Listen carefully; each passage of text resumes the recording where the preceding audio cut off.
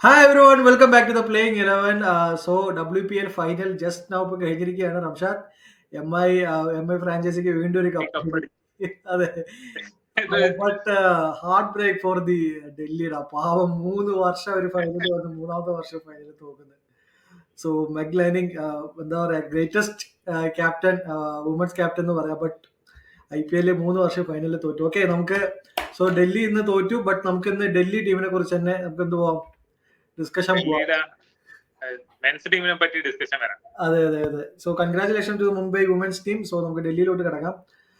So എന്താ Delhi recent update, രണ്ട് update ഉണ്ട്. ഒരു നല്ല അപ്ഡേറ്റ്, ഒരു മോശം അപ്ഡേറ്റ്. ഒന്ന്, അക്സർ പട്ടേലിനെ അവർ ക്യാപ്റ്റൻ ആക്കിയിട്ട് അപ്പോയിന്റ് ചെയ്തിട്ടുണ്ട് റംഷാദ്. രണ്ടാമത്തത് ഹാരി ബ്രൂക്ക് വിഡ്രോ ചെയ്തിട്ടുണ്ട്. 2 വർഷത്തെ ബാൻ ഉണ്ടല്ലോ. അതെ. സോ അതിനെ കുറിച്ച് എന്താ അതിന്റെ അഭിപ്രായം? ഹാരി ബ്രൂക്കിന്റെ ഡിസിഷനെ കുറിച്ച് എന്താ അഭിപ്രായം? ഹാരി ബ്രൂക്കിന്റെ ഡിസിഷൻ ഒരു ഇന്റർനാഷണൽ ക്രിക്കറ്റിൽ ശ്രദ്ധിക്കാൻ വേണ്ടിയിട്ടാണ് IPL വിട്ടു നിൽക്കുന്നതെന്ന് പറഞ്ഞു കേട്ടത്. പക്ഷേ IPL ഡ്രാഫ്റ്റിലേക്ക് വന്നതിന് ശേഷം പിന്നെ വിഡ്രോ ചെയ്യുന്നത് ശരിയായ പരിപാടിയല്ല.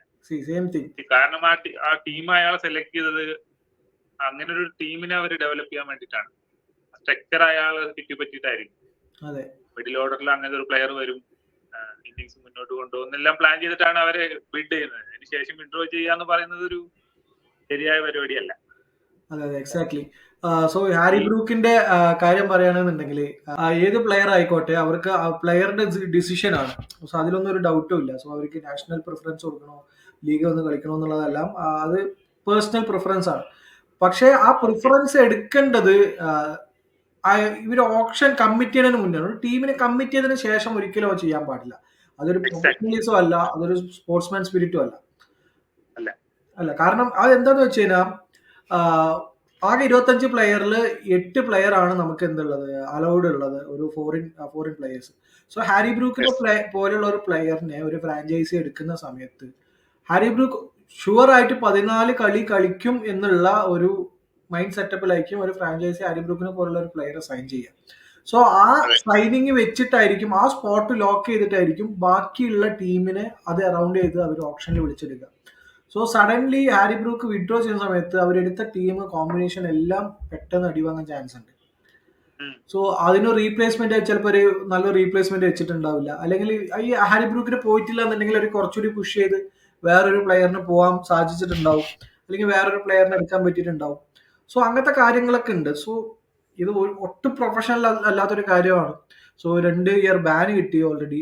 ഇനിയിപ്പോ എനിക്ക് തോന്നുന്നു അടുത്ത മെഗാ ഓപ്ഷനെ എനിക്ക് ഹാരി ബ്രൂക്കിന് അപ്പിയർ ചെയ്യാൻ പറ്റുള്ളൂ തോന്നുന്നുണ്ട്. So then Axar Patel appointing as A captain. നമ്മളെല്ലാവരും പ്രതീക്ഷിച്ചു KL രാഹുൽ ക്യാപ്റ്റൻ ആവുമെന്ന്. ബട്ട് അക്സർ പട്ടേൽ എന്താ പറയുക, ഈ ഫ്രാഞ്ചൈസിയുടെ കൂടെ കൂടുതൽ കുറെ ലോങ് ട്രാവൽ ചെയ്തൊരു പ്ലെയർ ആണ്. എനിക്ക് തോന്നുന്നു മോസ്റ്റ് ഡിസേർവിംഗ് ആയിട്ടുള്ള പ്ലെയർ ആണ്. സോ അക്സർ പട്ടേൽ എന്ന് തോന്നുന്നു, ആ ഡിസിഷൻ എന്ത് തോന്നുന്നു, അക്സർ പട്ടേലിന്റെ ഒരു ക്യാപ്റ്റൻസി ഹാൻഡ് ഓവർ? നമുക്കറിയാം ആളുടെ ബോളിംഗിലും ബാറ്റിംഗിലും ഇപ്പൊ ആള് കാണിക്കുന്ന ഒരു പക്വത നമുക്കിപ്പം കഴിഞ്ഞ ചാമ്പ്യൻസ് ട്രോഫിയിൽ കാണാം. ബാറ്റിംഗിലും ബോളിംഗിലും ആളുടെ കോൺട്രിബ്യൂഷൻ ഉണ്ടായി, ഈവൻ ഫീൽഡിംഗിലും. ആളുടെ ക്യാപ്റ്റൻസി എങ്ങനെയുണ്ട് എന്ന് അറിയാനുള്ള ഒരു ചാൻസ് ആണ്. അത് മാത്രമല്ല, രാഹുലിനെ ക്യാപ്റ്റൻസി കൊടുക്കാതെ ഇരിക്കുന്നതിലും തന്നെ അത് നല്ലൊരു സൈനാണ്. കാരണം രാഹുലിന് ഫ്രീ ആയിട്ട് കളിക്കും. രാഹുൽ എപ്പോഴൊക്കെ ക്യാപ്റ്റൻ ആയിട്ട് ഒരു ടീമിൽ കളിക്കുന്നുണ്ടോ, ഇപ്പൊ പഞ്ചാബിലായിക്കോട്ടെ, അതുപോലെ തന്നെ LSGയിൽ വന്നപ്പോൾ ക്യാപ്റ്റനെ കളിക്കുന്ന സമയത്ത് രാഹുൽ എപ്പോഴും ഒരു പ്രഷർ ഫീൽ ചെയ്യലുണ്ട് ബാറ്റിംഗിലെ സമയത്ത്. എക്സാക്ട്ലി. നമുക്കറിയാം 2016 തോന്നുന്നു RCBക്ക് വേണ്ടി കളിച്ചത്.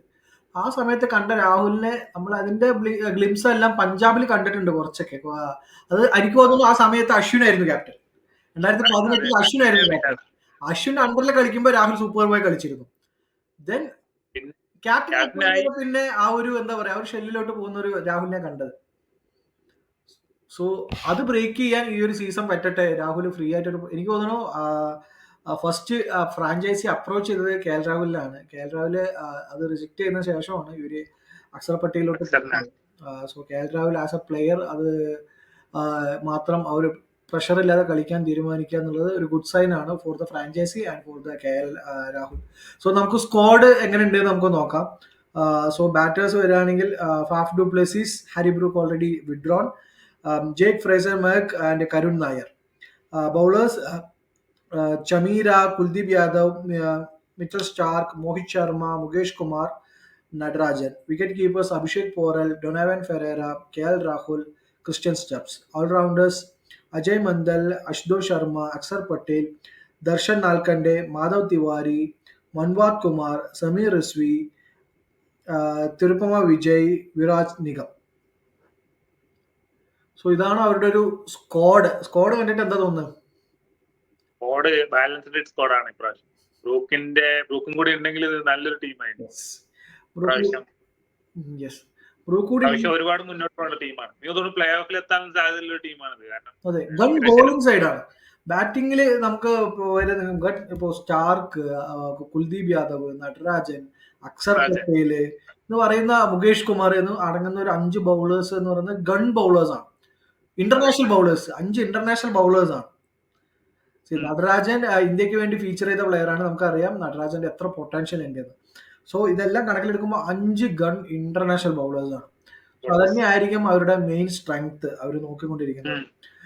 സോ എനിക്ക് തോന്നുന്നു ഫാഫിനെ അവര് ഒരു ബാക്കപ്പ് ആയിട്ട് ആയിരിക്കണം ഈ സീസണിൽ എടുത്തിട്ടുണ്ടാവുക.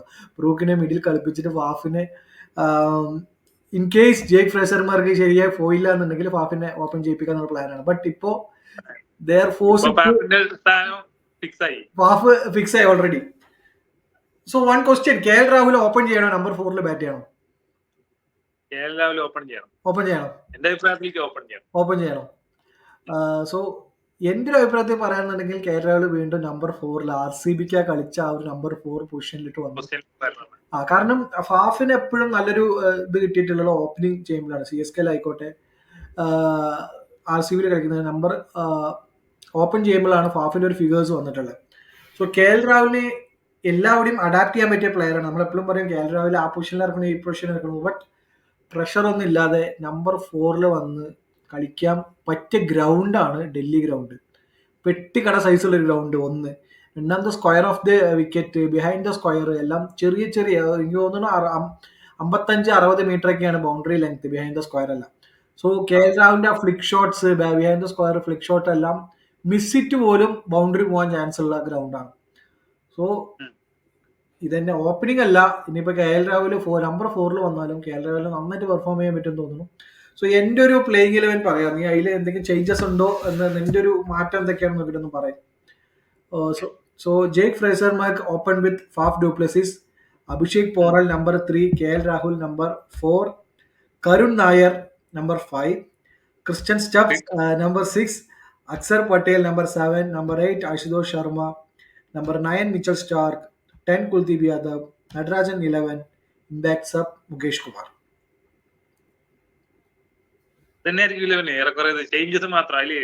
Batting order may be change ആവും. KL രാഹുൽ ഓപ്പൺ ചെയ്ത് ബാക്കിയുള്ളവരെല്ലാം ഓരോ പൊസിഷൻ താഴോട്ട് ഇറങ്ങാൻ ചാൻസ് ഉണ്ട്.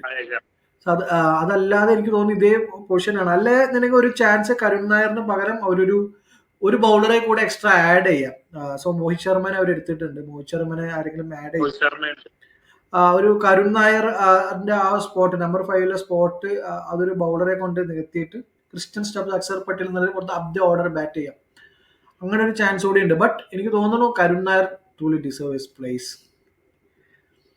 കരുൺ നായരുടെ ലാസ്റ്റ് ഡൊമസ്റ്റിക് സീസൺ കണ്ടാൽ ആൾക്ക് എന്തായാലും ഒരു അവസരം കൊടുക്കണം. സോ അതുകൊണ്ട് മാത്രമല്ല, കരുൺ നായറിനെ കളിപ്പിക്കണം എന്നുള്ളതുകൊണ്ട് മാത്രമല്ല ഞാൻ കരുൺ നായറിനെ വെച്ചത്. കാരണം എന്താണെന്ന് വെച്ച് കഴിഞ്ഞാൽ ഞാൻ അപ്പോഴേ പറഞ്ഞ പോലെ തന്നെ 5 ഗൺ ബൗളേഴ്സ് ഉണ്ട്. ഇപ്പൊ ഞാൻ ചോദിക്കട്ടെ, മിച്ചൽ സ്റ്റാർക്ക് എന്ത് ബാഡ് ഡേ ആയിക്കോട്ടെ 4 ഓവർ കംപ്ലീറ്റ് ചെയ്യോ ഇല്ലയോ? 4 ഓവർ എറിയും. കുൽദീപ് യാദവ് എന്ത് ബാഡ് ഡേ ആണെങ്കിലും 4 ഓവർ എറിയോ ഇല്ലയോ? നടരാജൻ 4 ഓവർ എറിയോ ഇല്ലയോ? മുകേഷ് കുമാർ 4 ഓവർ ചെയ്യുമല്ലയോ? അക്സർ പട്ടേൽ 4 ഓവർ ചെയ്യുമല്ലോ. 5 ബൗളേഴ്സും എത്ര ബാഡ് ഡേ ആണെങ്കിലും 4 ഓവർ കോട്ട കംപ്ലീറ്റ് ചെയ്യാൻ പറ്റിയ ബൗളേഴ്സ് ആണ്.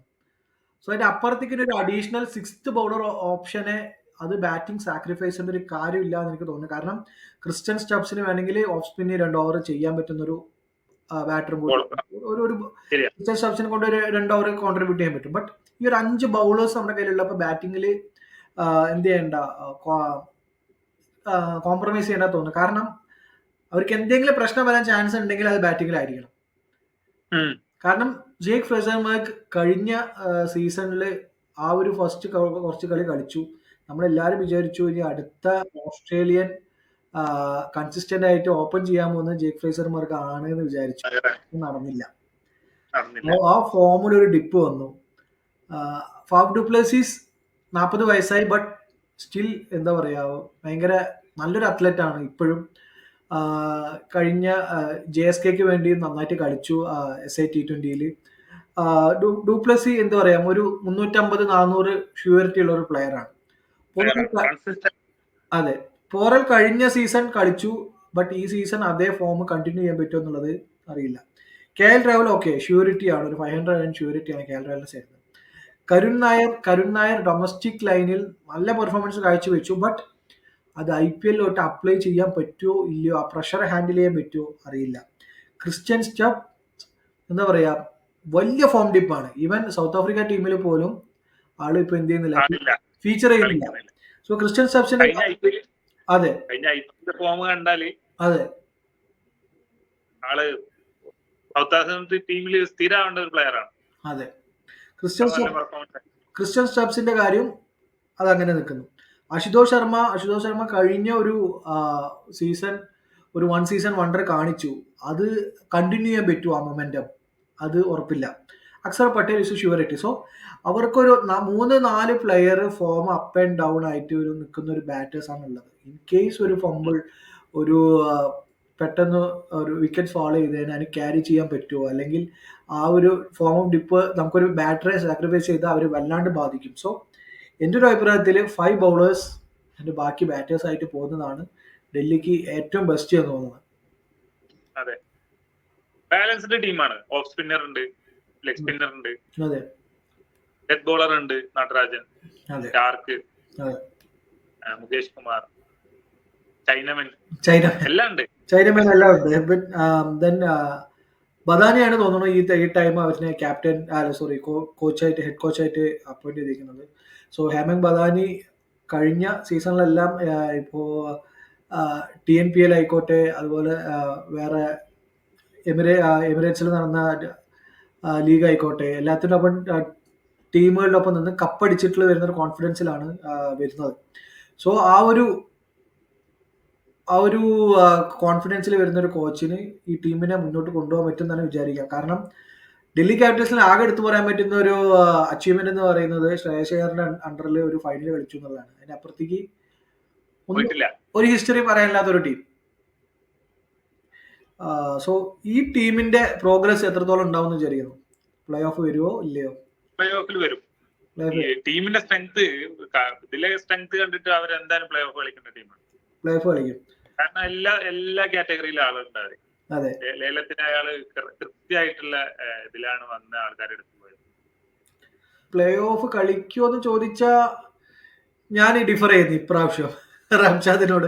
കഴിഞ്ഞ 3 ടീമായിട്ട് നമ്മള് കഴിഞ്ഞ 2 ടീമും രണ്ടും ഒരേ സൈഡായിരുന്നു. ബട്ട് എനിക്ക് തോന്നുന്നു ഡൽഹി നമ്പർ 6 or 5 വന്നിട്ട് മിസ്സായി പോകുന്നു. കാരണം അവരുടെ ബാറ്റിങ്ങിൽ കുറെ പ്രശ്നങ്ങൾ എന്തൊക്കെയോ കാണുന്നുണ്ട് എനിക്ക്. അത് സോർട്ട് ഔട്ട് ചെയ്യാൻ പറ്റിയെന്നുണ്ടെങ്കിൽ അവർ നല്ലൊരു ടീമാണ്, ഒരു ഗൺ സൈഡാണ്. സോ ഏതൊരു ഗ്രൗണ്ടിലും പോയിട്ടും ഫീച്ചർ ചെയ്യാൻ പറ്റിയ പ്ലേയേഴ്സാണ്. കാരണം അക്സർ പട്ടേൽ, കുൽദീപ് യാദവ് എന്നുള്ളൊരു കോമ്പിനേഷൻ അടിപൊളി കോമ്പിനേഷനാണ്. അതുപോലെ തന്നെ മിച്ചർ സ്റ്റാർക്ക്, നടരാജനും മുകേഷ് കുമാറിന്റെയും ഡെത്ത് ഓവേഴ്സും ഭയങ്കര ഹാൻഡി ആയിരിക്കും. ബട്ട് ആ ഒരു കൺസേൺ ഉള്ളത് നടരാജന്റെ ഒരു ഇഞ്ചുറി കൺസേൺ ആണ്. നടരാജൻ അതെ സ്റ്റിൽ ഹീസ് ഇഞ്ചുറി ആണ്. NCAയിൽ ആണ് ആളിപ്പോ ഉള്ളതെന്നാണ് അറിയുന്നത്. കാരണം അത് മോഹിത് ശർമ്മ ഉണ്ട്. But Natarajan different kind of ബൗളറാണ് മോഹിത് ശർമ്മ നോക്കുന്ന സമയത്ത്. സോ നടരാജന്റെ ഇഞ്ചുറി ഒരു കൺസേൺ ആണ്. നടരാജൻ ഫുള്ളി റിക്കവർ ആയിട്ട് കളിച്ചെന്നുണ്ടെങ്കിൽ അവർക്ക് വലിയൊരു അച്ചീവ്മെന്റ് ആണ്. അവരുടെ ബാക്കപ്സ് നോക്കുകയാണെന്നുണ്ടെങ്കിൽ ഇനിയിപ്പോ Harry Brook, in case Harry ബ്രൂക്കിന് അവരൊരു റീപ്ലേസ്മെന്റ് എടുക്കുകയാണെന്നുണ്ടെങ്കിൽ ആരെയായിരിക്കും റീപ്ലേസ്മെന്റ് എടുക്കുന്നത്? അവൈലബിൾ ആയിട്ടുള്ള പ്ലേയേഴ്സ് ആയിരിക്കാം. ആരായിരിക്കും എടുക്കണ്ടാവുക? എനിക്ക് തോന്നുന്നത് വാർണർ അവൈലബിൾ ആയിട്ടുണ്ട് അവർക്ക്. സോ ഓൾറെഡി അവർക്ക് ഓപ്പണിംഗ് ആൾക്കാരുണ്ട്. സോ വാർണർ, ബ്രേവിസിനെ എടുക്കാൻ ചാൻസ് ഉണ്ടോ? ബ്രേവിസ് അൺസോൾഡ് ആയി പോയിരുന്നു. ബ്രേവിസിനെ എടുക്കാൻ ചാൻസ് ഉണ്ട്. കാരണം ബ്രേവിസ് നമ്പർ 3, നമ്പർ 4 കളിക്കാൻ പറ്റിയ ഒരു ബാറ്ററാണ്. അതും ഡൽഹി പോലെ ഗ്രൗണ്ടിൽ ആളുടെ പവർ ഷോട്ട്സിന് പറ്റിയൊരു സ്ഥലമാണ്. സോ ബ്രേവിസ് അവർക്ക് ഒരു ഓപ്ഷനാണ്. ബെരിസ്റ്റോ ഒരു ഓപ്ഷനാണ്. ഒരുപാട് എക്സ്പെക്ടേഷൻ തന്നൊരു പ്ലെയർ ആയിരുന്നു ബ്രേവിസ്. അതെ, മുംബൈക്ക് ഒരുപാട് കൊണ്ട് നടന്നു. നമ്മൾ വിചാരിച്ചു അടുത്തൊരു ബേബി ABD ആക്കി ആ ഒരു ഫീച്ചർ ചെയ്യുന്നത്. ബട്ട് മുംബൈ അവസാനം റിലീസ് ചെയ്തു, അൺസോൾഡ് ആയി പോയി. സോ ബ്രേവിസ് ബാക്ക് ഡൽഹിയിലോട്ട് വീണ്ടും അൺസോൾഡ് ആയ പ്ലെയർ ആയി തിരിച്ചു വന്ന ഒരു കംബാക്ക് കൊടുക്കും വിചാരിക്കുന്നുണ്ടോ? റിഡംഷൻ നമുക്ക് നോക്കാം, എന്താണ് അവരുടെ പ്ലാൻ എന്താണെന്ന് അറിയില്ലല്ലോ. യെസ്. സോ ബാക്കപ്സ് നോക്കുകയാണെന്നുണ്ടെങ്കിൽ ഡൊണാവൻ ഫെരാരയാണ് അവർക്കൊരു ബാക്കപ്പ് ആയിട്ടുള്ളത്. ഡൊണാവൻ ഫെരാര ഒരു ഇതേപോലെ കുറെ കാലം കൊണ്ട് നടന്നു. വലുതായിട്ട് ചാൻസ് കൊടുക്കാൻ പറ്റിയില്ല. റിലീസ് ചെയ്തു. ഡൊണാവൻ ഫെരാര ഒരു ബാക്കപ്പ് ആയിട്ട് എടുത്തിട്ടുണ്ട്. ഡൊണാവൻ ഫെരാര പറയുകയാണെങ്കിൽ കുറച്ചുകൂടി ലോവർ ദ മിഡിൽ ഓർഡർ കളിക്കുന്ന ഒരു പ്ലെയറാണ്. പിന്നെ അവർക്കൊരു ദർശൻ നാൽക്കണ്ടെ എന്നുള്ളൊരു ബൗളർ ഉണ്ട്. പിന്നെ അതെ. പിന്നെ എടുത്തു പറയാനുള്ള ഒരു പ്ലെയർ ചമീരാണ്. ചമീർ എനിക്ക് തോന്നുന്നില്ല സ്റ്റാർക്കിന് ഇഞ്ചുറി എന്തെങ്കിലും പറ്റിയാൽ മാത്രമേ ചമീരയ്ക്ക് എന്തെങ്കിലും ഒരു ചാൻസ് ഉള്ളൂ. അല്ലാതെ ചമീര വന്ന് കളിക്കാനുള്ള ചാൻസ് കാണുന്നില്ല. പിന്നെ സമീർ റിസ്വി ഒരു ഓപ്ഷൻ ആണ് അവർക്ക്. ചെന്നൈ ചെന്നൈ കൊട്ടിഘോഷിച്ച് കൊണ്ടുവന്നൊരു പ്ലെയർ ആയിരുന്നു, ബട്ട് ഫെയിൽഡ് ആയി പോയി. ബട്ട് സമീർ റിസ്വിക്ക് ഒരു ഓപ്ഷൻ ഉണ്ടോ? Karun Nair in case perform ചെയ്തില്ല, എന്തെങ്കിലും അഭിഷേക് പോറൽ എന്തെങ്കിലും പെർഫോം ചെയ്തില്ല എന്നുണ്ടെങ്കിൽ സമീർ റിസ്വിയെ കൊണ്ടുവന്ന് അവർക്ക് എന്ത് ചെയ്യാം, റീപ്ലേസ് ചെയ്യാം. ഇതൊക്കെയാണ് അവരുടെ ബാക്കപ്പ് ഓപ്ഷൻസ്. സോ വ്യൂവേഴ്സ് നിങ്ങളുടെ പ്ലേയിങ് 11s എങ്ങനെയായിരിക്കും, ഈ ടീം എത്രത്തോളം പ്രോഗ്രസ് ചെയ്യുന്നു നോക്കുക. സോ വേറെ എന്തെങ്കിലും പറയണ്ടോ? റേറ്റിംഗ് എത്ര ടീമിനെ? ഒരു 6.5 കൊടുക്കും. നിന്റെ റേറ്റിംഗോ? 6.5 വളരെ കുറഞ്ഞു. ഓക്കെ, 7. ഓക്കെ, 7. ഞാനൊരു 8 കൊടുക്കും. 8 കൊടുത്തു. റംഷാദ് ബാർഗൻ ചെയ്ത് തന്നെ 7 വരെ എത്തിച്ച്. റംഷാദ് 8 കൊടുത്ത് പ്ലേഓഫിലോട്ട് പോകുന്നു പറഞ്ഞു. ഞാൻ 7 കൊടുത്ത് ഒരു 6 ഫിനിഷ് ചെയ്യും എന്ന് പറയുന്നു. പ്ലേ ഓഫ് കളിക്കാൻ എന്തായാലും നോക്കാം. സോ പ്ലേ ഓഫ് കളിച്ചാൽ നമുക്ക് സന്തോഷമല്ല. കാരണം ഡൽഹി അതുപോലെ പഞ്ചാബ് പോലുള്ള ടീമുകൾ കുറെ കാലമായിട്ട് ഫൈനലിൽ പോലും ഫീച്ചർ ചെയ്യാത്ത കുറെ ടീമുകൾ അവർ വന്ന് കപ്പടിക്കുക, പ്ലേ ഓഫിലോട്ട് വരിക എന്നുള്ളത് പറയുന്നത് നമ്മൾ ഏത് ടീമിന്റെ ഫാൻ ആയിക്കോട്ടെ അത് നമുക്ക് സന്തോഷം തരുന്ന ഒരു കാര്യമാണ്. അതെ. So that's it for today, Delhi Capitals. So അടുത്ത ടീമുമായിട്ട് നമ്മൾ വീണ്ടും കാണാം. Good bye. Thank you.